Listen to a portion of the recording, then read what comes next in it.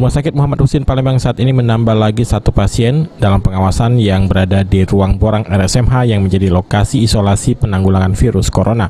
Satu warga negara asing asal Belanda yang melakukan studi kedokteran atau koas di RSMH Palembang masuk dalam pasien pengawasan COVID-19 dan diisolasi.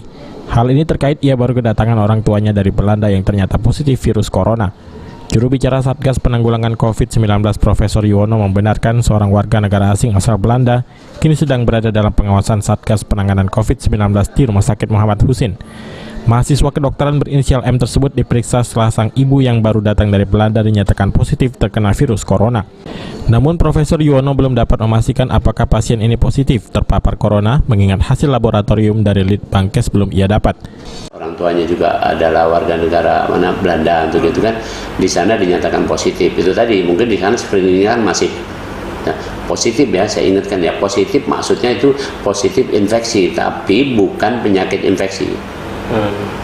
Jadi semua kita harus paham bahwa COVID-19 ini satu bisa menimbulkan infeksi, artinya kita semua bisa kena, katakanlah itu, ada virus dalam badan kita ini, tapi belum tentu kita sakit.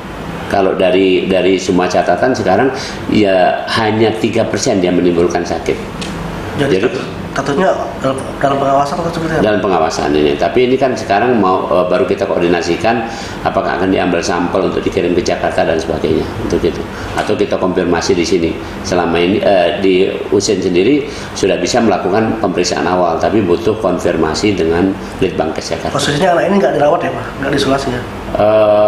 Anak ini dalam pengawasan di Rumah Sakit Husin. Sebelumnya Pemprov Sumsel dan unsur Forkopimda Sumsel telah menetapkan provinsi ini dalam status waspada virus COVID-19. Julius Numban Gaul, PAL TV.